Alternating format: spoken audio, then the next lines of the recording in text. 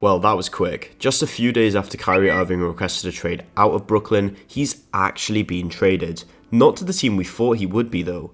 Kyrie Irving is now with Dallas Maverick. He's officially teamed up with Luka Doncic, making arguably the best backcourt in the NBA. But I actually don't really get the trade. Let's start from the Nets' perspective. They received Spencer Dinwiddie and Dorian Finney-Smith along with a first round pick and a few seconds. This allows them to still compete in the Eastern Conference with a healthy KD. Both Dorian Finney-Smith and Dinwiddie are great role players and provide shooting for KD. A first round pick is always good in today's league as well. However, there seem to be better trade packages available. I'm going to get onto that later though. Now to the Mavericks' point of view.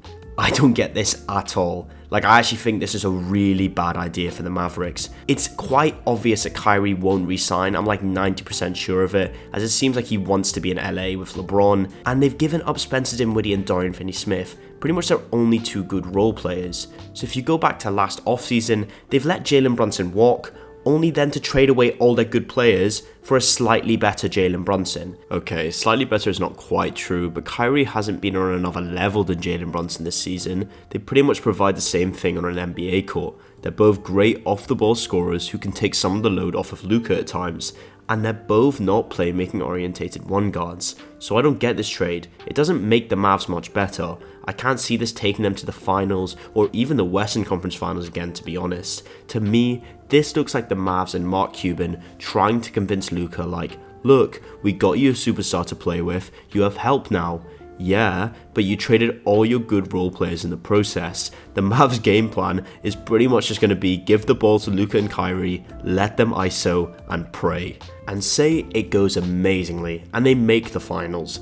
I really can't picture Kyrie re-signing long-term with the Mavs this offseason, so there's a very high chance you have put your team's depth and future in jeopardy for a few months rental of Kyrie Irving. The only way a situation like that is ever worth it is if you go on to win a championship like Kawhi and the Raptors back in 2019, and I would bet 99 out of 100 times that this team won't be winning a championship. Especially considering if you look at their starting five, the defense is going to be horrific. So if I were to grade their side of the deal, I would probably give them a D or a D-. I just really don't get it. Okay, so now from the Nets' perspective. The Nets have obviously still tried to be competitive with this trade, and to be fair, their starting five looks pretty decent, and their bench looks better now as well. It's also quite nice for Nets fans to have a Dinwiddie reunion, and Dorian Finney-Smith will definitely help their overall defense.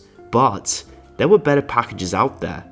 So first of all, if you're wanting to remain competitive, which obviously the Nets have wanted to, the reported Suns package is easily the best one in order to help you compete. The Suns offered a package of Chris Paul and Jay Crowder, as well as picks. Why the hell didn't Joe Tsai accept that?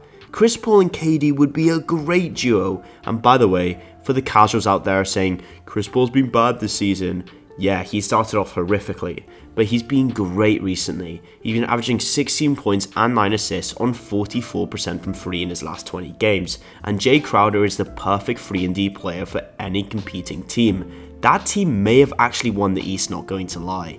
And now onto the elephant in the room. Everyone and their mother thought we were going to get a Kyrie and LeBron reunion in LA. From the cryptic tweets and comments and pressers, it certainly looked that way. Well, it didn't happen, but poor LeBron by the way. But the Lakers actually for once offered a great package. The Lakers offered both of their future first round picks, unprotected as well, which would have started a hard reset for the Nets. Those picks are super valuable, and the Nets still said no. Apparently, Joe Tsai refused to trade with the Lakers no matter what, and didn't want to send Kyrie to his preferred destination. If that's actually true, that's a very, very bad look for the Nets organization. And that's kind of what I'm getting onto now. The Nets, in my opinion, should have taken the picks and then traded KD as well. They could have at least gotten 5 or 6, maybe even 7 first round picks for him, as well as young pieces. KD doesn't even want to be in Brooklyn. He literally requested a trade a few months ago. He just always wants to hoop, and that's what he's done this season. This definitely says something though. Now Harden, KD, and Kyrie have all requested out of Brooklyn. make of that what you will. I would give the Nets a C+ for their end of the deal, maybe a B-.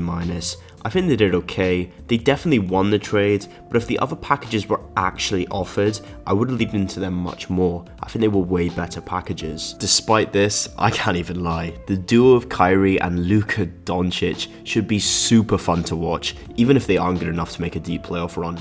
I'm also very interested in what's going to happen in the East now.